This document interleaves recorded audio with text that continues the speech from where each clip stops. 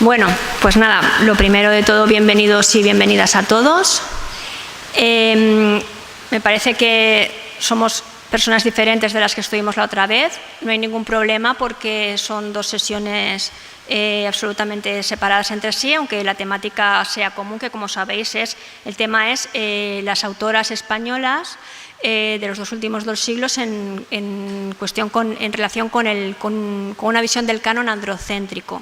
Entonces, simplemente recordar, para que lo tengamos en cuenta, que las 2 premisas que voy a poner en juego durante la sesión es que la literatura se ha forjado con la idea de que el hombre representa a la humanidad, lo que es un falso universal, como todos sabemos, porque el varón no puede representar a las 2 partes de la humanidad, y que esa idea, ese falso universal, da lugar a la concepción de la mujer como una alteridad de lo humano, en este caso, porque si el hombre es lo universal humano, la mujer es siempre lo otro, lo diferente y lo que queda en los márgenes. Entonces, la idea que expusimos en la otra sesión era simplemente que había que ampliar el canon androcéntrico simplemente plegando los márgenes, hacia el centro, de manera que las mujeres ocuparan el lugar central que hasta hoy en día ha quedado un poco fuera de su alcance, por distintas razones que ahora comentaremos. Recordad que esta idea de alteridad, de la mujer como lo otro o como la otra, es una idea que ya está en Simone de Beauvoir, pero, por ejemplo, en mi caso, a mí me produjo una revelación, una epifanía, el escuchársela a Laura Freixas, y creo que hay que reconocerlo. Porque además, aprovecho para deciros que Laura Freixas es presidenta de honor de Clásicas y Modernas, una asociación que junto con la Biblioteca Nacional de España promueve el Día de las Escritoras, que es el día 19 de este mes, donde se hace una lectura de escritoras poco conocidas y que deberían, entrar en el canon. Se hizo hace 2 días, lo podéis ver en YouTube, es la 5ª edición que se hace, y yo me congratulo de que el Ateneo se haya sumado a las actividades del mes de las escritoras con estas sesiones que compartimos entre todos y todas. Bueno, lo que yo os quería presentar hoy simplemente, en realidad yo me gustaría que habláramos más entre nosotros y que compartiéramos un poco nuestras experiencias con la literatura escrita por mujeres. Yo os vengo a proponer una propuesta práctica de reparación de este canon androcéntrico. Lo que el Ateneo y yo pensábamos era proponeros una especie de taller donde pudiéramos compartir lecturas de mujeres olvidadas o injustamente olvidadas, o que, por ejemplo, conocemos el nombre pero nunca nos hemos parado en realidad a conocerlas como deberíamos, ¿no? El taller sería, podríamos llamarlo La ciudad de las damas, que sabéis que es la obra de Christine de Pisan, una protofeminista, no sabría cómo definirla exactamente, luego hablaremos, pero una ciudad de las damas plutarquianas, porque lo que yo os propongo es crear un taller que, como Christine de Pisan, proponga ejemplos de grandes escritoras, en su caso de grandes mujeres en general, pero apoyándonos también en el canon con un autor céntrico, ¿no?, como es Plutarco. ¿Por qué digo esto? Porque si nos centráramos solo en Christine de Pisan lo que hace es dar ejemplos sueltos. Pero Plutarco, ¿qué hace? Todos habéis leído, estoy segura aquí, todos y todas, Las vidas paralelas, si no todas, unas seguro. Lo que hace Plutarco es, al enlazar un personaje histórico de la Grecia antigua con un personaje de la Grecia, de Roma, lo que hace es no ser tanto biógrafo, sino maestro ético, porque sabéis que Plutarco lo que es, ante todo, es un gran pedagogo, ¿no?, y un profesor de ética, que es lo que es su verdadera vocación. Entonces, mi idea es que, al juntar a estos 2 grandes nombres, es enlazar mujeres de 2 en 2 para crear esa red que habíamos hablado en la anterior sesión, cómo las mujeres hablan entre ellas en una tradición que ha quedado oculta en la sombra, cómo entre ellas se pasan temas, se revisan unas a otras y cómo en la realidad, en sus realidades vitales, se han ayudado o se han peleado también, cómo sus vidas van en paralelo, ¿no? en el modo plutarquiano. Porque lo que yo querría demostrar es la hipótesis de que la literatura de mujeres no es una cosa de figuras estelares que aparecen una aquí y otra allá porque sí, sino que son una red entretejida que habla entre ellas. Bueno, pues si me permitís, lo que voy a hacer antes de empezar, aunque ya sé que los conocéis, es hablaros un poquito de estos dos autores que me llevan a mí a crear este método de reparación literario, vamos a llamarlo así. El acudir a Christine de Pizan a mí me llevó a esta obra Josune Muñoz, que es la directora de Escolástica, una revista literaria bastante comprometida con la literatura creada por mujeres. Y descubrí una autora fascinante en su vida y en su obra y que me gustaría daros unas pequeñas pinceladas. Sí que me gustaría preguntaros, ¿alguien la conoce o la ha leído? Yo tampoco la conocía, para mi desgracia, pero es fascinante. Fijaros, es una autora veneciana, pero que fue criada en París, en la corte del rey Carlos V. Su abuelo fue el cirujano Mondino de Lucci, que fue el primero en reintroducir en Europa la disección de cadáveres para el estudio. Y su padre, el padre de Christine, fue a su vez médico y astrólogo real, porque ya sabéis que la astrología y la medicina en muchos casos fueron de la mano. Resulta que al morir su padre y al morir el rey, más o menos al mismo tiempo, Christine perdió también a su marido, fue una serie de desgracias, y se vio sola en la vida con 3 hijos. Lo curioso es que ella dice, en ese momento me convertí en un hombre. ¿Qué quiere decir? Que ella tomó las riendas de su vida económica, social, etcétera, etcétera, con las consecuencias que eso le acarreó. Fijaros, en 1405 es cuando ella publica La ciudad de las damas, ¿no? Supuestamente es una respuesta a Boccaccio, que sí que todos lo conocemos y estoy segura que todos habéis leído alguna historieta del Decamerón, ese libro maravilloso, por otro lado. Y que está considerado la primera vez que una escritora toma la voz de las mujeres, es decir, que es el primer escrito con conciencia de género.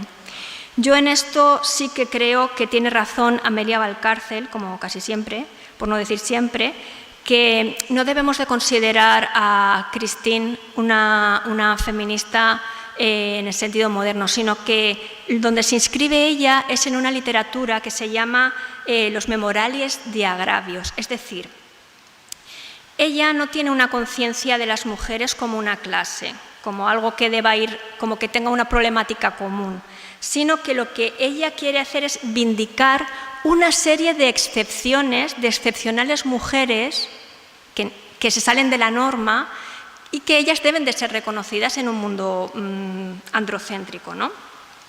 Lo que hace ella es simplemente rescatar individualidades, que es precisamente lo que no queremos hacer nosotros. Por eso yo me valgo de Plutarco para completar, ¿no? De hecho, fijaros, lo que hace Christine no quiere a conciencia, digamos, común entre las mujeres, porque hasta el propio Boccaccio en el Decamerón también reconoce la existencia de mujeres excepcionales. Es decir, que haya personas que se salgan de la norma no rompe el sistema en ningún momento. Las excepciones, incluso en el lenguaje, no suponen ningún problema para la regla. Christine de Pizan tuvo bastantes problemas con esta publicación y con otras publicaciones que había tenido, porque era una persona que tenía mucho éxito de público, pero no se quería reconocer que las obras que ella escribía eran escritas por una mujer, y entonces se llegó a dar el caso de que escribió, como había escrito Maquiavelo, ¿no? Al príncipe, ella escribió también una carta al delfín de Francia, Héctor, y tuvo que aguantar la humillación de que se advirtiera, como ahora se advierten en los libros, se advertía de que catedráticos de la Universidad de Francia habían tenido la gentileza de escribirle la obra a Christine, para que eso, digamos, que el público pudiera digerir esa obra firmada por una mujer. Para nosotros, que somos valencianos y valencianas, es interesante también, fijaros, que nosotros sí que conocemos una obra de Jaume Roig, que es L'Espill, el espejo, que muchos habréis leído, ¿verdad? La escribe, fijaros, la obra de Christine es de 1405 y la de Jaume Roig es del 1460. Y fijaros, ¿os acordáis que allí cuenta la maldad de las mujeres? No aconseja, no sé si es a su sobrino, cómo no debe casarse nunca, porque las mujeres son todas malas, menos la Virgen María y su mujer. Todas las demás estamos perdidas. Y recordáis, por ejemplo, hay una parte donde explica cómo una mesera daba de comer cadáveres a sus clientes, ¿no? Que fue puesta en canción por Raimon, no sé si la habréis oído, una canción preciosa que tiene mucho. Raimon, una de las cosas que tiene, si me permitís el paréntesis, es que pronuncia excepcionalmente el valenciano antiguo. Entonces, si no lo habéis escuchado, darle una oportunidad porque es una pieza excelente. Bueno, pues fijaros que en Francia, en Valencia, en todas partes era común este tipo de literatura insultando a las mujeres. Por eso llega un momento en que Christine se revela, dice, no puedo más, tengo que hacer algo, tengo que escribir algo, ¿no? Su Ciudad de las Damas en realidad es una segunda parte de su autobiografía, ¿no? Ya había escrito La visión de Christine ese mismo año, un año anterior. Y lo que hace con La Ciudad de las Damas es un poco decir, no solamente soy yo, sino que hay más mujeres en la historia que se salen de la norma, ¿no? Y entonces ahí da una serie de ejemplos a las chicas jóvenes para que puedan escapar del único modelo que se ofrecía a las doncellas, que era ser como la Virgen María, un modelo inalcanzable y que podía producir mucha frustración, claro. Y entonces ella es interesante porque dice, no solamente el mester de clerecía, los clérigos como Boccaccio insultan a las mujeres, sino que es una cosa común, ¿no? Que pasa como, fijaros que Jaume Roig era médico, ¿no? Y lo que hace ella es construir una ciudad, ¿no? Con las palabras para estas mujeres excepcionales. Y lo hace ayudada por tres damas, la razón, la rectitud y la justicia. Y esas tres damas se dedican a construir esta especie de ciudad mujeril, ¿no? Fijaros, son claro, mujeres de la literatura, Medea, Safo, Circe, Dido, y luego empieza a nombrar en la segunda parte a pues, profetisas, a sibilas y luego ya incluso a santas. Es interesante que la reina Isabel, cuando sus hijas se casaban, les regalaba bajo mano el libro de Christine de Pisan para que recordaran que hay otra forma de ser mujer, no solamente la que se les indicaba a ellas cuando se casaban y debían de ser esa especie de Virgen María terrenal que era imposible de cumplir, ¿no? Christine lo que hace es que se identifica mucho con la reina Dido, que sabéis que reconocéis a la reina Dido, es la amante de Eneas, la reina. Eneas es el protagonista de la Eneida, de Virgilio, y ella se refleja mucho en ella, y es interesante porque la historia de Dido, que Dido tiene otro nombre fenicio, que es Elisa. Seguro que todos conocemos alguna Elisa que otra. Elisa es el nombre fenicio de Dido, y tiene una historia preciosa, una historia de sororidad, porque ella consigue salvar a su hermana Ana de un matrimonio horrible y funda una ciudad en África, escapando solamente con su hermana y con otras mujeres de la corte. Y bueno, sororidad quiere, evidentemente, está muy de moda ahora, recordar que es simplemente cómo es para reforzar la idea de que las mujeres no somos enemigas entre nosotras, por mucho que se nos haya educado para quererlo así, sino que entre nosotras prevalece o debería prevalecer lo mismo que prevalece entre los hombres, ¿no? Que es la fraternidad. Entonces, desde hace unos años se hace mucho hincapié en que las mujeres también, así como los hombres son fraternos entre ellos, ¿no? Y tienen ideas de fraternidad, nosotras también somos sororas y tenemos una sororidad que yo en esta sesión voy a intentar demostrar con varias historias. Bueno, esto por lo que respecta a Christine. Y respecto a Plutarco, estoy segura de que este sí que lo conocemos todos más, aunque sea solo por el nombre, ¿no? Habéis leído alguna de las vidas de Plutarco, ¿verdad? Que son, por favor, iros corriendo a leer alguna de ellas, la que sea, porque es estupendo. Y tiene, por ejemplo, bueno, tiene todo, simposios, escritos o cartas sobre la educación de los jóvenes, todos sus escritos son estupendos. Bueno, sabéis que nació en Queronea, en Beocia, en Grecia, y que era un filósofo de corte platónico. Las vidas paralelas, bueno, pues son un referente universal y también es poco conocido, bueno, poco conocido, no lo sé, igual lo sabéis todos, que fue sacerdote en Delfos, porque su familia, sabéis que eso era una cosa que se heredaba y él pasó mucha de su vida allí y era uno de los que se encargaban de, digamos, interpretar, ¿no?, los oráculos. Lo que él trata en las vidas, porque se suele diferenciar mucho, están los escritos morales de la Magna Moralia de Plutarco y luego están las vidas. En realidad las vidas, como os digo, es una obra ética y lo que tratan es un poco de lo que en Aristóteles es la megalopsigía, es decir, no sé cómo traducirlo en español, es muy complicado, es el que tiene el alma grande, ¿no? No es una persona, es que hay varias traducciones en español, pero a mí no me acaba de, magnánimo he leído por ahí, pero no me acaba de, pues magnánimo sería la traducción literal en latín, ¿no?, de magna anima.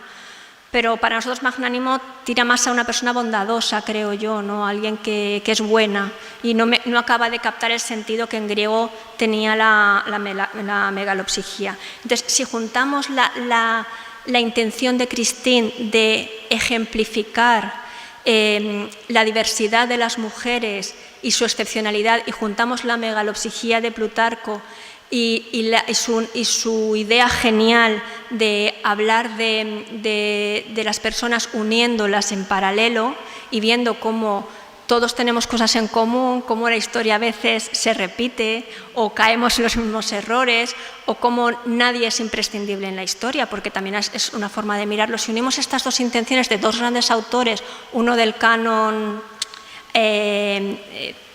central y otra que está en los márgenes, creo que nos sale un taller muy bonito en el que podemos reflexionar de una manera, creo que bastante productiva.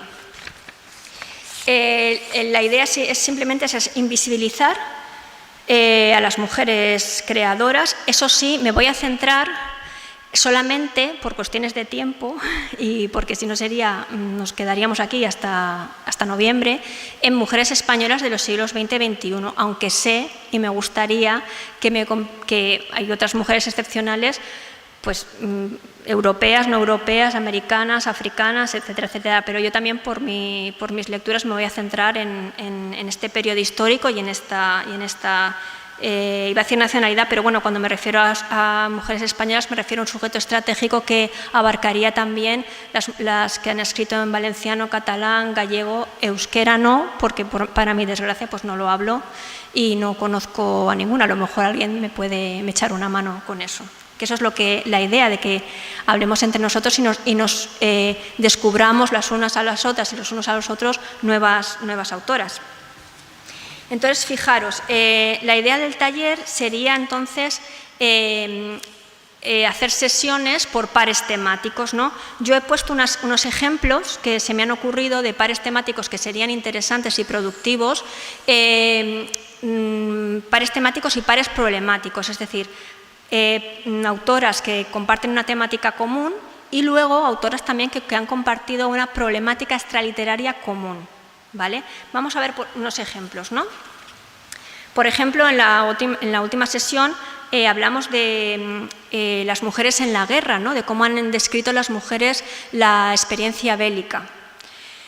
Yo os propongo, que además es el único libro que me he traído porque no tengo mucho músculo y entonces no me podía traer más, y entre todos he decidido traer el de María Beneito, la valenciana, que yo absolutamente desconocía y me he llevado una sorpresa grandísima. Me lo regalaron además en la Biblioteca de la Dona de Valencia y bueno, lo cogí como diciendo, mira, una tontería, ¿y qué va? He quedado deslumbrada absolutamente. Y bueno, y con ella empiezo porque María Beneito escribe este libro, Regreso a la ciudad del mar, Regreso a Valencia, donde explica su experiencia con la guerra civil, cómo vivió ella la guerra civil. Yo no conocía nada de ella, la verdad, y resulta que es una poeta valenciana de la que Vicente Aleixandre dijo que era la mejor poeta de su generación.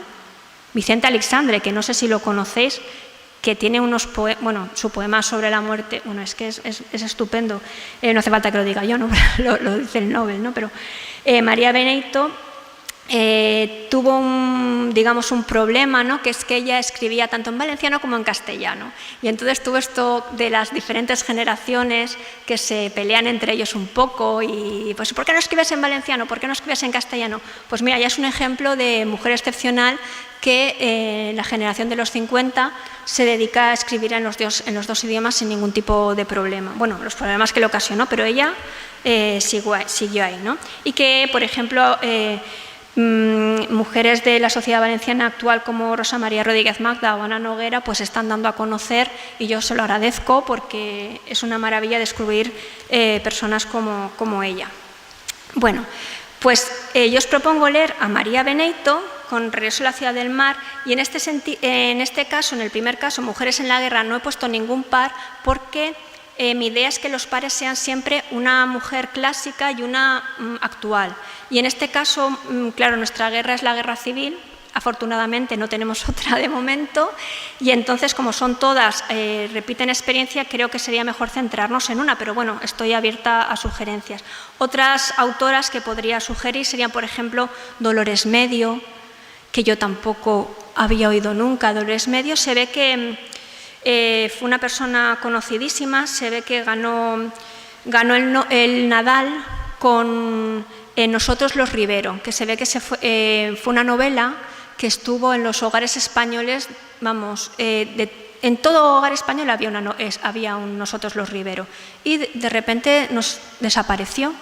Pero fue la autora más reeditada del Nadal desde su fundación en el 44, cuando ganó Carmen Laforet, fue Dolores Medio. Os recomiendo una charla que tiene Ana Caballé en la Biblioteca Nacional recordando su figura.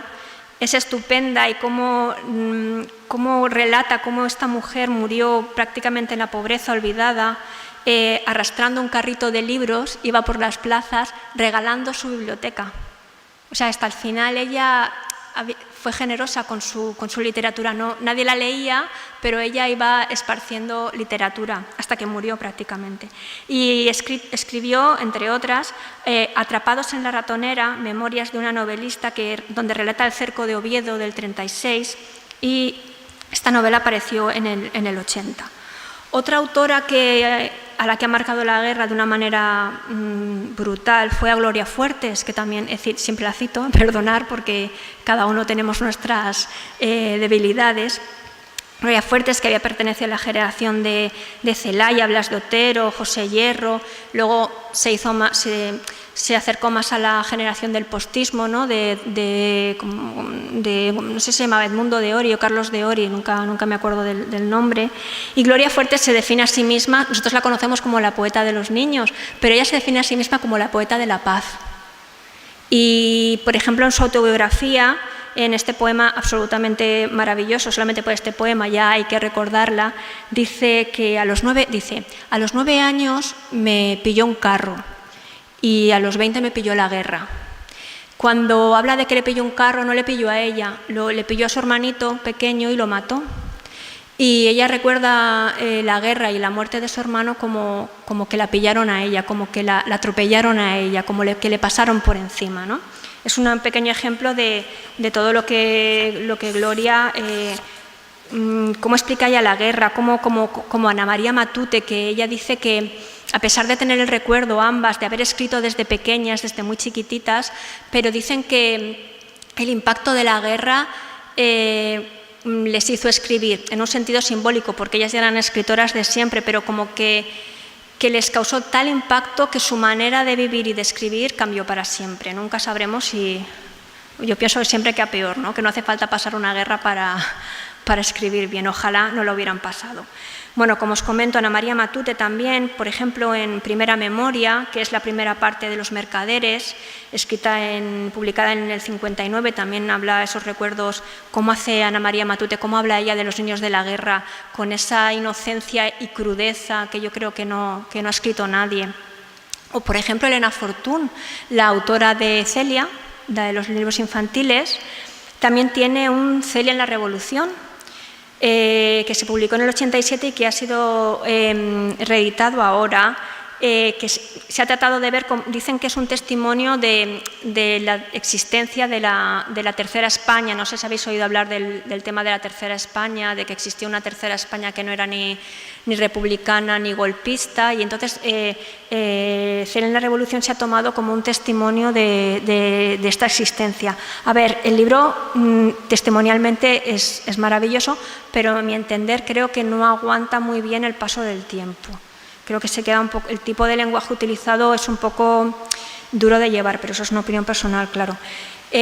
Otra autora, Ilsa Barea Kulczar, que es la mujer de Antonio Barea, a la sombra de Antonio Barea, el de La forja de un rebelde, pues ella ha publicado su novela Telefónica, donde habla de la guerra, en el 2019.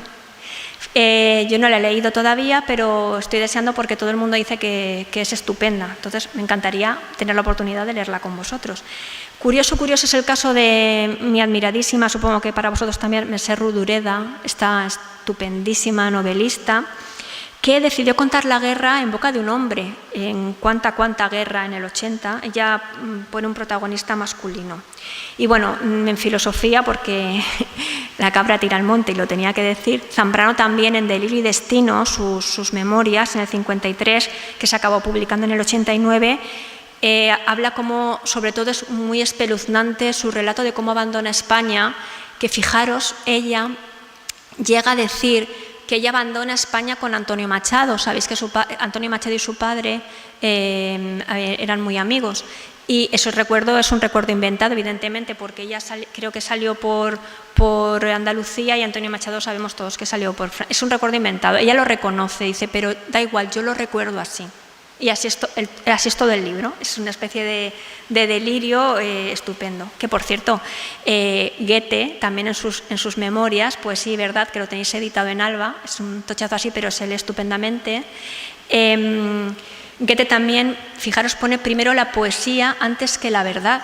Es decir, unas buenas memorias no tienen por qué ser fieles a la realidad o a la verdad 100%, sino que lo importante, esto Goethe lo dice como nadie, lo importante es que sean reales y verdaderas para ti. Y a veces las cosas vividas son menos reales que las cosas recordadas o soñadas. Bueno, pues eso sería un tema que no sé si yo en el momento que alguien tenga algo que decir, un comentario, proponer un autor o lo que sea, me paráis y lo hablamos, ¿eh? Otro tema que podría ser el tema de la maternidad o de las maternidades, que ya el último día os estuve comentando que es un tema no tratado en el canon, un tema que a pesar de ser central para la vida humana ha sido completamente puesto al margen, reducido a otro tipo de literatura, pues a libros de autoayuda o revistas de padres, etcétera, etcétera. Entonces la maternidad se ha revelado en los últimos años como un auténtico boom, ¿no? Entonces, en ese caso podríamos, por ejemplo, leer a Laura Freixas con A mí no me iba a pasar, del 2019, y también su libro, en este caso siendo ella editora, Madres e hijas, que editó en el 2009, siendo el tercer libro más vendido en la historia de Anagrama. Y en Madres e hijas lo que hace ella es recoger una serie de autoras españolas que hablan sobre su relación, su relación real, evidentemente, exponen relaciones entre madres e hijas. Es un libro maravilloso donde podemos encontrar relatos de Chacel. A mí el que más me impactó fue el de Carmen Laforet y me hizo volver a ella, porque tiene un relato cortísimo pero magistral, como es ella siempre. y me hizo redescubrir a una autora que no solamente es la autora de Nada, es la autora de libros, por ejemplo, el libro de su conversión, bueno, de la conversión de su protagonista al catolicismo, es fantástica, pero fue publicada en un momento en que a lo mejor no era el tema más oportuno y igual tuvo problemas por eso. El tema de Carmen Laforet es muy importante, muy curioso y abre muchas líneas de investigación. Otra autora, por ejemplo, yo propongo estos, ¿no? Los relatos cortos de Madres e Hijas y el relato de Laura Freixas, la novela. Y luego también podría ser de Núria Lavari, que ha tenido muchísimo éxito, La mejor madre del mundo, en 2019. Fijaros lo que dice Núria Lavari. Dice, yo antes, todos mis amigos, hombres, habían leído mis anteriores libros, ¿no? Creo que ha publicado ya 4 o 5. Dice, pero cuando vieron mi libro publicado, vieron la palabra madre, dijeron, bueno, Núria, esto yo no lo voy a leer, porque no me concierne. Fijaros que esto, estamos hablando de un libro publicado en el 2019. Es decir, el libro anterior dice, yo antes se había publicado de terrorismo y lo leyeron todos mis amigos, pero el de la madre dijeron que no lo iban a leer. Y fijaros, el libro de Núria fue la que le animó a publicar, fue Rosa Montero, que le dijo, tú estás perdiendo el tiempo y tienes que publicar, para que veáis que las mujeres entre nosotras, y lo vemos en nuestra vida, nos ayudamos las unas a las otras antes que ponernos zancadillas. Otra escritora muy fuera de la norma es Gabriela Wiener, una peruana afincada en Barcelona, que escribió 9 lunas en el 2020. Fijaros que en las fechas son todos muy actuales. Katisa Aguirre, Las madres no, 2020. Yo no me atrevo a decir que es una media moderna, pero bueno, ya entendéis por dónde van los tiros. Yo esta novela no la he leído porque no me atrevo todavía con este tema tan duro. Si lo leyera sería con vosotros y vosotras, porque sola la verdad que no. Y Elvira Lindo, que es una de mis escritoras favoritas, también ha escrito Lo que me queda por vivir en el 2001, escribió sobre la maternidad y la crianza en solitario. Como veis, hay diferentes tipos de maternidad. Y todas coinciden cuando hablan sobre su escritura en lo novedoso del tema, en cómo este tema les permite experimentar, cambiar un poco más de género. Ellas van mucho entre la autoficción, el ensayo, la novela, y son novelas que realmente parece que están como todavía chisporroteantes, pero no en sentido de champaña, sino de laboratorio, de que ahí se está cociendo algo, de que hay algo nuevo, aunque parezca mentira, que como decían los romanos no hay nada nuevo bajo el sol, pero parece que es posible que sí que haya y que estemos ante el inicio de una revolución en el género. Bueno, yo, por ejemplo, sí que me gustaría, a ver si me podéis ayudar vosotros, que relatos sobre abortos no he encontrado en la literatura. Bueno, claro, ante mi ignorancia me está costando encontrar en la literatura española. Sí, por ejemplo, que recuerdo haber leído en Anaïs Nin, en sus diarios, su relato terrible, Lucía Berlin, la autora de Manual para mujeres de la limpieza, que os comenté en la otra sesión, que va a ser llevada al cine por Almodóvar. Tiene un cuento que se llama Dentalladas de tigre, donde relata su experiencia yendo a una clínica, esa autora americana. Es un cuento del 77 y, por supuesto, os tengo que recomendar Annie Ernaux, la francesa, con El acontecimiento en 2000, que yo creo que es el mejor de todos los que he leído hasta ahora. Pero desconozco el tratamiento del tema en autoras españolas. Podríamos a lo mejor dedicarnos a indagar en este tema. Y me ha sorprendido también, indagando en la vida de las autoras, cómo muchas de ellas tuvieron que lidiar en algún momento de su vida con la muerte de algún hijo o alguna hija. Por ejemplo, no sabía que María Zambrano se le había muerto un hijo, un bebé. No sabía, bueno, Isabel Allende, todos conocemos el libro de Paula, donde relata la muerte de su hija muy jovencita también, no sé si adolescente o veinteañera. Concepción Arenal se le murió una hijita también y parece que le provocó una crisis bastante profunda. Carmen Martín Gaite también tuvo la desgracia de perder a su hija en la veintena. Bueno, muchas escritoras que han sufrido esta pérdida y que en sus escritos, sobre todo en anteriores y posteriores a la pérdida, realmente cuando lo sabes se nota muchísimo. Y un pequeño aparte también, es interesantísima la literatura de mujeres que han escrito sobre sus madres. Por ejemplo, Belém Gopegui, que acaba de publicar el año pasado, creo, Ella pisó la luna, donde explica la historia de su madre, una voluntaria excepcional. O, por ejemplo, un libro maravilloso, muy bien escrito, Música Blanca, que escribió la hija de Carmen Laforet, que por desgracia no recuerdo ahora el nombre. O Milena Busquets, la hija de Esther Tusquets, también ha publicado. Aitana Alberti. Todas, a mí me llama la atención cómo hablan las escritoras españolas de sus madres, por ejemplo, en contraposición a la literatura de Vivian Gornick, ¿no? La americana, que es una de mis favoritas. Cómo habla ella de la experiencia de su madre en un barrio judío de Nueva York y cómo las españolas hablan de las suyas, ¿no? Es un contraste muy interesante. Bueno, yo sigo si no hay ninguna intervención. Otro par temático que podría ser interesante, por ejemplo, el tema de las lolitas, un tema peliagudísimo, pero bueno, ahí me voy a meter yo. Yo propondría leer a Rosa Chacel, que todos hemos leído Barrio de Maravillas. Rosa Chacel, con Memorias de Leticia Valle, que publicó en 1945, podríamos compararlo con El funeral de Lolita del 2018 de Luna Miguel, que es una novela estupenda. Rosa Chacel, la conocemos todos, es una escritora muy difícil, es complicada entrar en ella. Fijaros, estuve escuchando una charla que dio ella en la Universidad de Granada en el 87. Estaba ella, bueno, ella estaba muy mayor y la acompañaba Clara Janés, que se ve que tenían una relación bastante profunda, no sé exactamente qué grado de amistad tenían, pero en la entrevista se ve perfectamente que se conocen al dedillo. Y a partir del minuto 40 ella empieza a hablar de Leticia Valle y habla de las lolitas y por qué escribió sobre Leticia. Y dijo que quería escribir una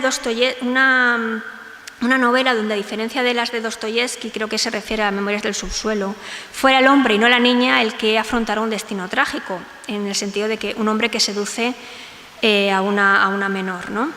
Y también que se había inspirado en leyendas del centro de Europa, cómo en muchas de ellas cazadores y pescadores atrapaban a ninfas del bosque y cómo la importancia de las leyendas del centro de Europa era que las ninfas pudieran recuperar su virginidad. Este tema de las lolitas puede seguirse a través de toda la escritora de mujeres españolas. Fijaros, Sara Mesa, que acaba de sacar Cara de pan, bueno, en el 2018. Sara Mesa es una escritora muy joven y prolífica, y por ejemplo Marta Sanz, que la conoceréis a lo mejor si os gusta la novela negra, le dedicó su última novela, Pequeñas mujeres rojas, se la dedicó a Sara Mesa y a Edurne Portela. Es decir, no sé yo de otros escritores varones que dediquen sus obras a otros novelistas, pero esto es un detalle muy, muy bonito y que demuestra cómo a veces creemos que entre los artistas hay mucha pelea y mucha historia, pero a veces fijaros que no hay tanto. Por ejemplo, Rosa Chacel y Concha Albornoz, vamos, eran inseparables, ¿no? Tanto como Goethe y Sila, ¿no? O casi tanto como ellos.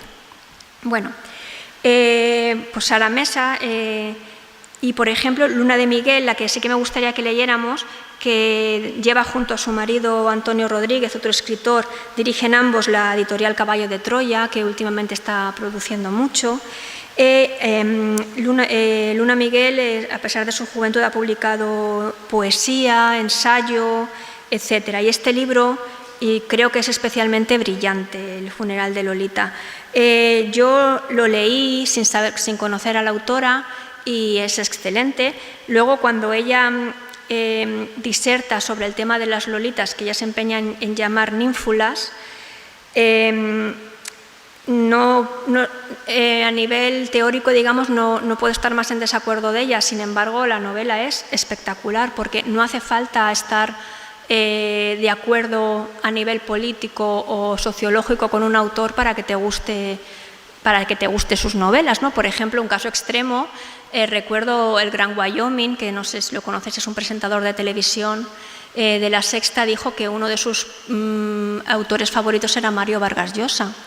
Gente que se podía decir, ¿cómo puede ser? Pues perfectamente, o sea, no sé si os ha pasado a vosotros, pero a lo mejor hay personas con las que no coincidís en nada, autores, en cambio luego leéis su literatura y os engancha, porque la literatura es algo que, como en un sentido nietzscheano, ¿no? Va más allá de la moral, ¿no? Está más allá de la moral. Bueno, pues hubo una polémica hace poco, fijaros que lo de la Lolita de Nabokov podría quedar muy lejos, ¿no? Pero hubo hace poquísimo, hace un año o dos, Laura Freixas criticó el uso y el abuso que tanto la alta como la baja cultura habían hecho de la figura de Lolita, de la novela de Nabokov. Y se lió una que, no, que aún resuena, Se enzarzaron ella y Rosa Montero en Twitter, en las diferentes... Ella, una escribe en La Vanguardia, la otra creo que escribe en El País ahora. Se enzarzaron con el tema de la autocensura, de literatura, etcétera, etcétera. Yo creo que no hubo una especie de mala comunicación, porque en ningún momento se estaba intentando censurar la obra de Nabokov. Lo que se estaba intentando era decir que como sociedad hay personajes literarios que a lo mejor no debemos de asumir una capacidad crítica como para poder tener un debate serio sobre ellos sin que eso decaiga en censuras. Por supuesto que no, si la literatura tiene que ser siempre libre, pero eso es un tema muy polémico y que creo que podría ser muy interesante, si no salimos todos aquí a tortas, pero bueno, eso creo que en la literatura también hay que mojarse, y también es interesante entrar en temas que no tienes claros o que te pueden llevar a dudar mucho o que tendrías miedo de dar tu opinión. Siempre en grupos de lectura es interesante exponer y exponerse para sacar el máximo jugo. Fijaros que también quería citaros otro, siguiendo con el tema de las Lolitas, tenemos un tema un poquito que se va un poco más aparte, que es el tema de Pigmalión. Sabéis el mito griego de Pigmalión, que muerta su mujer hace una escultura de ella y se acaba enamorando de la escultura, ¿no? Es un tema, pues como My Fair Lady, ¿no? Está basada en la obra del escritor inglés, que ahora no recuerdo el nombre, que llevó a cabo una revisión de este mito. Y nosotros y nosotras tenemos a Isabel Clara Simó, que sabéis que por desgracia falleció en enero de este mismo año, que escribió La Salvache. No sé si lo habéis leído, este libro estupendo de Isabel Clara Simó. Pues ese sería otro libro estupendo para leer, en valenciano, claro. Y siguiendo con el tema de estos mitos, otro mito de doncellas, ¿no? De doncellas, como dice la RAE, seductoras, que eso habría mucho que hablar, es el mito de Antígona, ¿no? De esta también doncella trágica, ¿no? Que María Zambrano trata ha sido tratado por numerosos autores españoles, mucho, claro, por supuesto en teatro, pero también en novela. Cuando escribe Zambrano La tumba de Antígona en el 67, aprovecha para escribir sobre su hermana Araceli, que fue torturada tras la guerra por las relaciones con su marido, y pone ella en juego la historia de eso, de cómo una mujer joven puede ser violentada, ¿no? Otro tema interesante sería, por ejemplo, cómo las mujeres escritoras han utilizado las biografías de otras mujeres para hablar de temas que a ellas les interesaban. Por ejemplo, pongo ejemplos. Rosa Montero, su último libro, La ridícula idea de no volver a verte, ella empieza hablando sobre el duelo por la pérdida de su compañero o su marido, y lo que de repente descubre la vida de Madame Curie, sobre todo su segunda vida, cuando muere su marido, y eso le da un nuevo enfoque al duelo que ella estaba sufriendo, y sale este libro este libro estupendo, como todos los de Rosa Montero, que he escrito en el año pasado.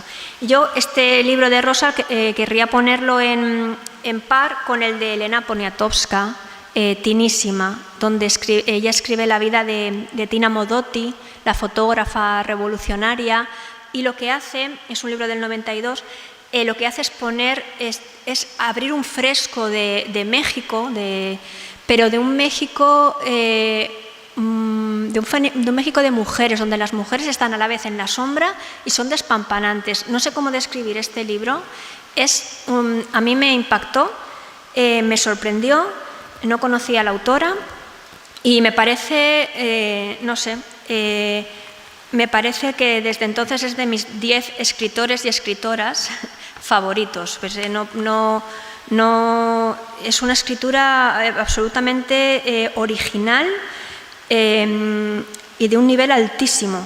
Además tiene una historia increíble esta mujer, porque es mexicana, como todos sabéis, pero nació en Francia y se la conoce en México como la princesa roja, porque a pesar de que ella tiene raíces aristocráticas europeas, es una persona muy comprometida y muy activista con sus creencias y con la vida social en México, que muchas veces sabemos que es muy dura, ¿no? Y además de ser Premio Miguel Cervantes 2013, un dato curioso es que puso la voz en México a la abuelita de la película de Coco, que seguro que la habéis visto todos con vuestros nietos o con vuestros hijos e hijas. Ella pone la voz de la abuela de la película. Es periodista y cuando escribió El amante polaco en el 2019 reveló que había sido víctima de una violación por parte del escritor Juan José Arreola, y bueno, también tuvo que escuchar bastantes cosas que nadie quisiera oír, ¿no? También hay a favor y en contra bastante follón que no debería haber habido, ¿no? Bueno, el libro el que yo propongo es el de Tinísima, donde a través de Tina Modotti, pues ella describe un México increíble por desconocer. Ya os he explicado lo de Rosa, o por ejemplo, otro ejemplo de utilizar biografías de otras escritoras para hablar de lo tuyo, ¿no? Sería Cristina Morales, no sé si la conocéis, una escritora granadina que ha sido ganadora del Herralde de novela el 2019, con Lectura Fácil, ha sido un éxito de ventas increíble. Su último libro trata sobre Santa Teresa de Jesús, y lo que hace Cristina Morales es que imagina que la santa está escribiendo el libro de la vida y a la vez está escribiendo un diario donde no se autocensura. Entonces el libro se llama exactamente Introducción a Teresa de Jesús, y es esta especie de libro oculto que acompañaría al libro de la vida, ¿no? Otro ejemplo, Mariana Enríquez, la argentina, que está siendo también récord de ventas ahora con Nuestra parte de noche, que también ha sido premio Herralde, después de Cristina Morales fue ella. Pero Nuestra parte de noche yo no lo he leído, todo el mundo dice que es maravilloso, aunque dicen que es una novela de terror, por eso yo no me atrevo todavía con él. Pero antes había escrito La hermana menor, donde hace un retrato de Silvina Ocampo, la hermana de Victoria Ocampo, y que no se la conoce mucho porque había estado a la sombra de su marido Bioy Casares. Pero bueno, Silvina es poeta, escritora, fue pintora, estudió en París con Chirico, o sea, es un personaje absolutamente delirante, no hay otra manera de describirla. Y bueno, ya sabéis que, por ejemplo, en el tema de las mujeres bestseller, como se suele denominarlas, muchas mujeres españolas, quiero decir, eligen escribir biografías de reinas, por ejemplo, se han escrito muchísimas, incluso creo que la reciente premio Planeta, Eva García Sáez, no recuerdo el primer apellido, ha escrito Aquitania, con Aquitania ha ganado el Planeta, y creo que también habla sobre alguna reina, espero no equivocarme. Bueno, otro tema también, por ejemplo, que une a las escritoras sería, por ejemplo, el tema de la autoficción, ¿no? Sabéis que ahora hay mucha polémica con la denominación de autoficción para llamar a la literatura del yo, que se llamaba antes. ¿Qué es autoficción? no es autoficción. En el momento en que te sientas a escribir ya estás ficcionando. Es un término muy borroso que realmente lo abarca todo, ¿no?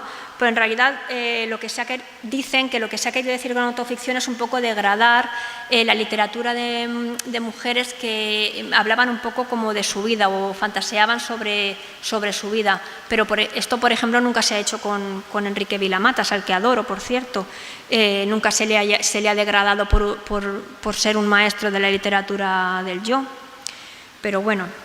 Si queréis enteraros sobre el tema, yo creo que lo mejor, y muy breve y muy escueto y muy acertado, es el artículo de Ana Caballé en Babelia el 6 de enero del 2017, donde habla de este tema, ¿no?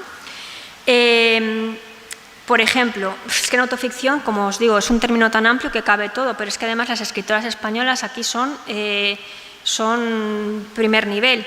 Para mí la más importante y la que me gustaría que leyéramos en par con Marta Sanz sería María Teresa León, con Memoria de la melancolía. Y otra autora muy reciente, Marta Sanz, La lección de anatomía del 2014. María Teresa León, ¿la conocéis? Seguro que sí, que es la mujer de Alberti. Lo que pasa es que le pasa como a muchas que vive opacada por él. María Teresa León Goiri, y digo el segundo apellido porque su tía, María Goiri, fue la primera licenciada en filosofía de España. Y, bueno, no sé si la primera licenciada, pero desde luego sí la primera profesora universitaria. Bueno, María Teresa León para mí es un caso que me hiere profundamente porque yo había leído La arboleda perdida de Alberti, que supongo que la habéis leído algunos de aquí, y no me había enterado de la existencia de María Teresa León como una escritora de primer orden. Entonces, en cambio luego lees las Memorias de la melancolía, que son brutales, y ahí Alberti aparece en todas sus dimensiones, es decir, ellas no ocultan nunca a sus compañeros, pero ellos sí que tienden a ocultar a sus mujeres. Recordad lo que os comenté la otra vez de lo que decía Madame de Staël, que nosotras somos los hombres son la historia de nuestras vidas, pero nosotras somos solo un capítulo en las de ellos. Y parece que eso se repitió, como veremos ahora, en numerosas autoras españolas. Bueno, María Teresa tiene una vida, bueno, ya sabéis la vida de Alberti, pues ella estaba a su lado, luchando con él, viajó a Rusia con él. De hecho, a María Teresa tuvo una entrevista con Stalin. Con Stalin fue, sí. Que había gente a la que no recibía y sin embargo con ella estuvo bastante tiempo. Y fue la mujer que sacó 64 cuadros del Museo del Prado durante la guerra y la que fue capaz de traerlos a Valencia. Siempre se dice que los trajo en muy mal estado, pero bueno, en una guerra, pues eso, vinieron como muchos en carros, por ejemplo, y hubo algunos que se dañaron, pero fue ella la que, ante la inercia de los, bueno, pues imaginaros lo que pasaba en la guerra, de los partidos tal, ella como dice en sus memorias, que se echaba el chal así al hombro y salió hacia el Prado y lo consiguió. Y cosas como estas impresionantes van surgiendo a lo largo de sus memorias, que dices, esta persona es interesantísima no solamente como novelista, sino para la memoria de nuestro país. Y me encantaría, pues eso, poder leerla con vosotros. Marta Sanz, que es la segunda novela del par que os propongo, se ha hecho muy famosa por sus novelas de carácter de novela negra, que yo, perdonadme, pero absolutamente desconozco porque no me gusta este tipo de literatura y por desgracia no conozco el género, pero Marta Sanz es una gran oradora y os recomiendo escucharla. Tiene una charla con Luis Landero, este escritor estupendo, en la Biblioteca Nacional, que es una delicia escucharlos a los dos hablando de sus respectivas obras, es estupenda. Bueno, y otra autora que no conocía es Constancia de la Mora, que fue la autora de, bueno, no se sabe porque publicó en el 39 una novela inspirada en su vida que se llamaba Doble Esplendor. pero la publicó en inglés. Y de hecho el New York Times la reseña como el regalo ideal para las Navidades del 39, donde lo que hace ella es contar la vida de una señorita aristócrata española, cómo se transforma en republicana radical a raíz de su amistad con Zenobia Camprubí. Y entonces es muy graciosa como relata ella cómo llega un momento en que se radicaliza tanto que hasta es demasiado radical para Zenobia, que le dice, bueno, para un poco, que esto tampoco, yo tampoco te puedo seguir hasta ahí, ¿no? Entonces es un personaje absolutamente tremendo. No es que esté en el olvido, es que ni siquiera, es muy difícil encontrar hasta fotografías suyas, y en España no tuvo mucha relevancia por eso, por el tema de se publica en el 39, imaginaros, y además no se publicó en español, que parece que ahora va a ser reeditada. La misma Rosa Chacel, por ejemplo, cuando escribe Desde el amanecer en el 72, fijaros, ella dice, Desde el amanecer no es literatura, porque como habla de ella, dice, es historia. ¿Ves? Ahí podríamos discutir entre los límites entre la autoficción, la biografía, lo que ella considera que eso es historia, porque lo considera verdadero, pero todos y todas sabemos que verdadero, cuando uno escribe hace lo que quiere, ¿no? Entonces ahí hay un tema muy interesante.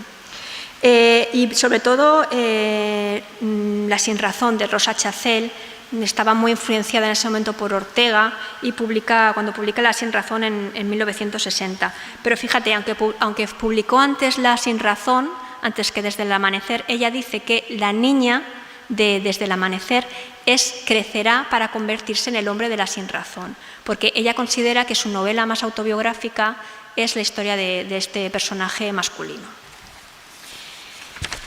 Otra persona que podría servirnos para hablar de la autoficción, evidentemente Carmen Martín Gaite, por ejemplo en el cuarto de atrás. Bueno, Carmen Martín Gaite nos serviría para todo, porque es absolutamente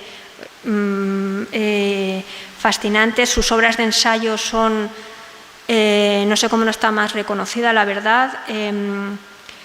Por ejemplo, en el cuarto de atrás es un libro magistral yo no sé cómo llamarlo, de literatura del yo, si queréis llamarlo así.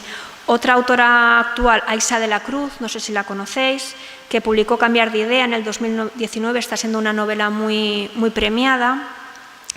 Hace unos días me he enterado de la existencia de Paula Ribó, que es una, vamos a decir, artista multidisciplinar valenciana, que es cantante, tiene un alter ego, al estilo de Pessoa, y ha publicado Vértigo, no me ha dado tiempo de leerlo, pero parece he oído su música y es una persona absolutamente creativa y muy espectacular. O por ejemplo también la otra valenciana actualísima, Bárbara Blasco, que acaba de ganar el premio Tusquets de novela con Dicen los síntomas, que ha sido ya publicada este mismo octubre. Esther Tusquets, con El mismo mar todos los veranos. Esther Tusquets es una persona que no sé por qué no se ha reconocido más su trabajo. Está muy reconocida como editora, pero no como novelista. Yo creo que habría que reivindicarla más. O, por supuesto, pues Laura Freixas, que no me voy a cansar nunca de reivindicarla, con sus diarios, ¿no? Por ejemplo, es espectacular, Todos llevan máscaras. Y sí que me gustaría recomendaros un libro que salió en el 2019 de autoficción, ¿no? Que se llama Tranquilas, donde 14 autoras actuales hablan de sus experiencias yendo de noche solas por la calle. Y es un libro un poquito duro, pero realmente interesante. Y ahí tenéis un abanico excepcional para conocer autoras nuevas, y para, a lo mejor, conociendo a una, pues entras en novelas que de otra manera nunca hubieras siempre pasado por alto, ¿no? Otro tema que me gustaría también, por ejemplo, sería el de las chicas raras, ¿no? Las chicas raras, la chica rara es como Carmen Martín Gaite llamaba a la protagonista de Nada, de Carmen Laforet. Decía que el gran éxito de Laforet había sido crear este arquetipo literario de la chica rara, que no se había visto anteriormente. Es que Martín Gaite, cuando es crítica literaria, es acertadísima. Si podéis leer Desde la ventana, sus ensayos sobre literatura sobre mujeres, es impresionante. En Las chicas raras, pues no habría más remedio que leer a Carmen Laforet, evidentemente, publicada su novela Nada en el 44, y me gustaría compararla con María Sánchez, que ha escrito Tierra de mujeres en el 2019. Carmen Laforet ya es que no se puede describir de ninguna manera más de lo que hemos dicho. Y María Sánchez es una persona muy interesante porque es una escritora muy joven, poeta novelista y además es veterinaria de campo, la primera veterinaria mujer de su familia. Y ella siempre dice que se ha sentido la chica rara de su familia porque sentía que ella como mujer no podía ser veterinaria como los hombres. Entonces ella siempre intentaba ser un chico, hasta que se dio cuenta de que podía hacerlo, como de hecho lo consiguió. Y su literatura bebe mucho de Delibes.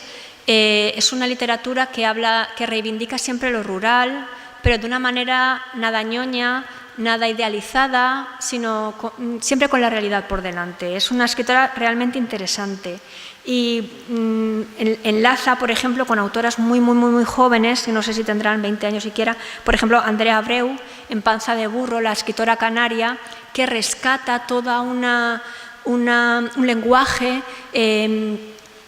olvidado o visto como vulgar, pero que recoge estos dialectos anteriores al castellano de las islas. Todas estas novelistas que hablan de los márgenes de las ciudades son realmente interesantes. Y a mí sí que me gustaría comparar estas chicas raras de hoy en día con las chicas raras del pasado, ¿no? Fijaros que la Andrea, ¿no?, de la nada, de Carmen Laforet, va en contra de dos arquetipos, ¿no? Primero va en contra de las chicas de la sección femenina, que acordaros que Pilar Primo de Rivera había escrito cómo debía de ser la mujer española de la época, ¿no? Y fijaros que Pilar Primo de Rivera llegó a escribir: las mujeres nunca descubren nada. Les falta desde luego el talento creador, reservado por Dios para inteligencias varoniles. Nosotras no podemos hacer nada más que interpretar, mejor o peor, lo que los hombres han hecho. Esta es la mujer que, por ejemplo, Carmen de Icaza, no sé si os acordáis de Carmen de Icaza, que hacía novela rosa. Las mujeres de Carmen de Icaza, por ejemplo, nunca desafiaban al catecismo de Pilar Primo de Rivera. Aunque llevaran una vida disoluta, llamémoslo así, siempre acababan encajando en la moral que les correspondía. Nunca había una ruptura real en Carmen de Icaza. En cambio, con nada se rompe este esquema. Ahí hay una chica que no acaba, digamos, de encontrar el amor o marido, que, como ella dice, cuando Andrea baja las escaleras de casa de sus tíos, se vuelve, dice: no me llevé nada de allí, o por lo menos así creía yo. Y realmente en la novela no pasa nada en el sentido que les pasaba antes a las heroínas escritas por mujeres en español. Pero por eso digo que ella, la Andrea de Nada, se opone a una imagen de la mujer española que se había impuesto tanto en la literatura como en la vida real. Es muy importante esta novela y tiene muchas aristas, ¿no? También otras chicas raras, pues las de Dolores Medio, o por ejemplo, Elvira Lindo también se define a sí misma como una chica rara, ¿no? Por ejemplo, en su último libro, A corazón abierto, no sé si lo habéis leído, habéis tenido la oportunidad. No es mi favorito de ella, habla sobre sus padres y entonces habla sobre cómo ella era un poco así diferente. Si la podéis escuchar, en Bilbao hacen un festival que se llama Ja, con signo de exclamación al final, donde ella habla y todo su monólogo, es un monólogo precioso. Habla sobre como sus sentimientos como la chica que no acaba de adaptarse, ¿no? También Gabriela Wiener, ¿no? Otra que ya os he hablado de ella, las protagonistas de Belén Gopegui, por ejemplo, o como no una chica rara, pues sería la Colometa de Rodoreda, ¿no? Que parece una chica que hace lo que se espera de ella, pero en realidad su cabeza va por otro lado, ¿no? O, por ejemplo, digamos a la que nos podríamos retrotraer sería a La feíta de Memorias de un solterón, de Emilia Pardo Bazán, que la escribió en 1896, que es una chica rara que sigue en la época de Carmen Laforet, en la época de Elvira Lindo y en la actualidad también podría incluso verse reflejada. Otro tema muy interesante, pero que no voy a desgranar aquí, sería, por ejemplo, el tema de las ilustradoras, las creadoras de novela gráfica. Y otro tema que sí que quiero dejar, aunque sea apuntado, es el de las escritoras a la sombra de un escritor. ¿Cuántas escritoras no conocemos? Porque parece que solamente puede haber un genio en la familia, ¿no? Para esto, como no tengo mucho tiempo, os voy a remitir al ciclo que está en la Biblioteca Nacional que realizó Clásicas y Modernas sobre la figura de los genios y sus musas, ¿no? Se llama Ni ellos genios ni ellas musas y habla un poco sobre las mujeres de los escritores, ¿no? Es muy interesante y además a mí me interesa muchísimo porque me encanta el romanticismo como periodo filosófico y rompe muchas ideas muchas ideas románticas que venimos arrastrando, que nos creemos ilustrados. En el fondo somos más románticos de lo que creemos y en ese ciclo se rompen muchas ideas que por ejemplo Berlin describe en su libro Las raíces del romanticismo de una manera también o Safransky también cuando habla del romanticismo. Muchas de las ideas del genio están ancladas ahí y son especialmente androcéntricas. Bueno, fijaros, escritoras a la sombra de un escritor, pues mira, la primera y la más sangrante sería Elena Garro, que Elena Garro estuvo casada con Octavio Paz. Así se la presenta, la mujer de Octavio Paz, pero en realidad Elena Garro no es la mujer de Octavio Paz, o es en última instancia, lo que es la iniciadora real y reconocida en su momento del realismo mágico. Esto que Carmen Barcells nos trajo aquí con el boom latinoamericano, que se trajo a todos, menudo instinto tenía, pero Elena Garro no la conocemos como esta precursora. Y además es que es una creadora potentísima, tanto que Borges dijo de ella que era la Tolstoy mexicano, y sin embargo no la conocemos. ¿Esto cómo puede ser? No, esto no es de recibo, que diría mi abuela. Fijaros, a mí me leí una novelita, tiene algunos fallos la novela, pero bueno, es interesante, es de Meg Wolitzer, se llama La buena esposa, del 2003. Hay una película con Glenn Close, igual la habéis visto, que yo creo que refleja un poco la historia de estas mujeres a la sombra de, ¿no? Es un poco irónico, tú la has visto, ¿verdad? Pues eso es un poco más la historia de María Lejárraga, pero bueno, o lo que debería haber sido la vida de María Lejárraga, pero bueno.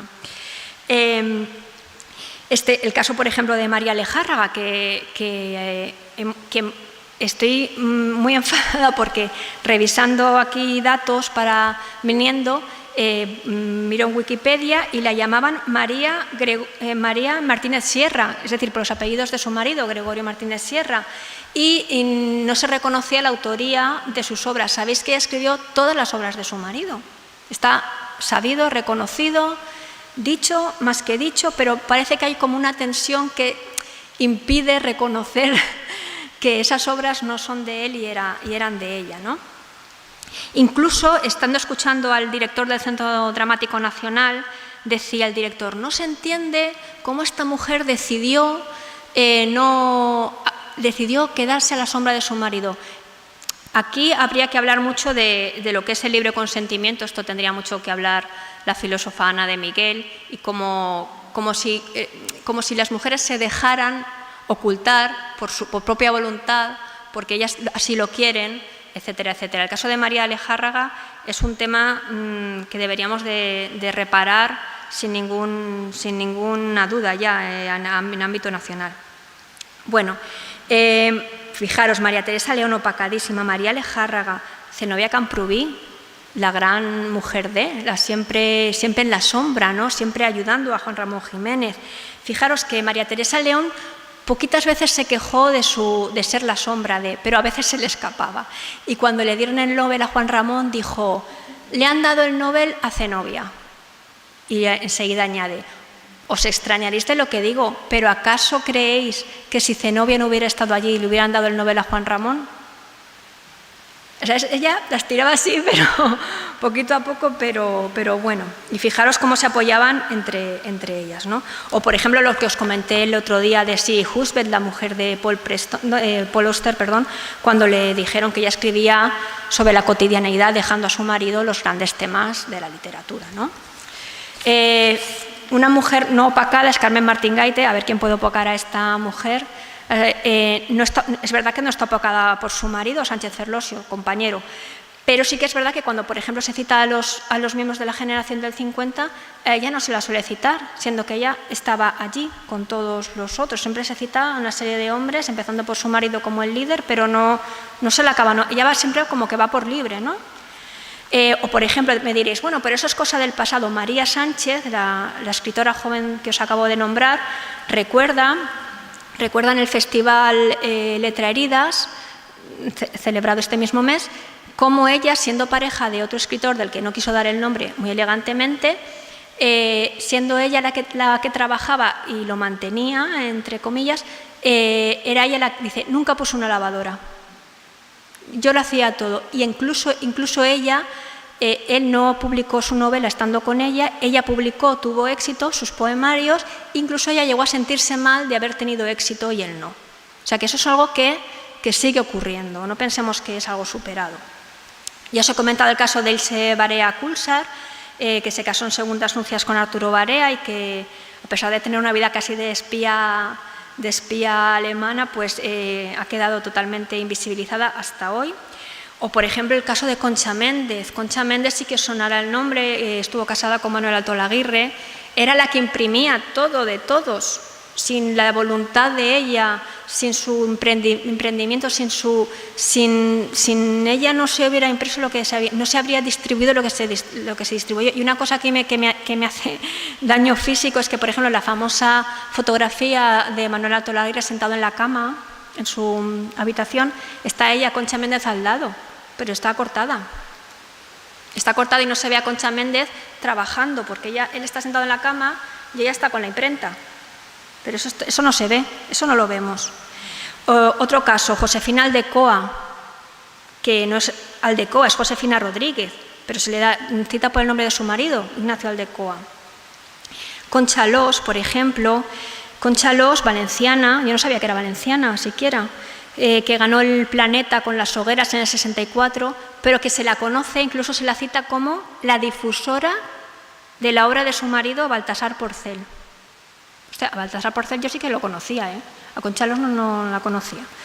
O, por ejemplo, a Carmen de Burgos, la gran Carmen de Burgos, Colombín, también se le intentó desprestigiar en un momento dado por ser compañera sentimental de Gómez de la Serna. Es decir, es que esto es este tema podríamos seguir muchísimo, pero vamos a dejarlo aquí. Otro tema, por ejemplo, el tema de si las escritoras se consideran a sí mismas feministas o no. Pues, pero este tema podríamos leer La Viviana de Dolores Medio, que es una historia del 63 de cómo una ama de casa de repente, sin quererlo ella, se va a una manifestación y cuando vuelve, bueno, no lo voy a contar, pero bueno, cuando vuelve cambian las cosas, pero no cambian. Bueno, es una historia muy bonita. Y lo podíamos leer en comparación con La Madre de Leche y Miel del 2018 de Najat El Hashmi, que es una escritora de origen marroquí pero barcelonesa. Ella escribe en catalán y en castellano. Pues documentándome para el ciclo me di cuenta de que muchísimas escritoras no se declaraban feministas y no entendían que no era necesario ser feminista, sobre todo las de cierta generación, ¿no? Por ejemplo, Mercè Rodoreda, ¿no? Mercè Rodoreda, que había escrito Mireille Trencat, había escrito La Sang, y sin embargo dice, yo no soy feminista. Luego se disculpa un poco y dice, bueno, será porque estoy mayor y ya no me interesa ningún tema. ¿Quieres hablar, Carla? Y dice, no tiene sentido ser feminista una vez hemos tenido el sufragismo, como ya está todo conseguido, ¿no? Es un tema que podría parecer casual, pero he visto que se repite. ¿Querías comentar algo?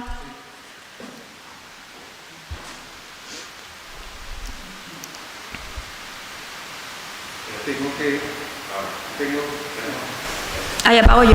Ahora tengo que acercarme aquí porque no tenemos micrófono de mano y el que quiere intervenir tiene que hacerlo así. Es que se está acercando la hora, porque son casi las 8, sí, y seguramente habremos de terminar. Yo lo que quería preguntarte era tu idea de hacer esas vidas paralelas o esas comparaciones entre autoras. Eso, las reuniones, ¿cada cuánto tiempo serían, más o menos? yo creo que... Porque claro, si hemos de leer un par de libros... Claro, es que las ideas sería o leer es que depende, eso siempre en los talleres se tiene que hacer siempre en conjunto. Tú haces una propuesta, pero luego cuando estás realmente con los compañeros y compañeras es cuando se decide qué se hace. Si se comparan dos libros, dos autoras, evidentemente no se pueden leer los dos libros. Mi idea sería hacerlo mensual, pero aún así no puedes poner dos libros para un mes. No. Entonces, si se leen dos autoras, la idea es leer pasajes.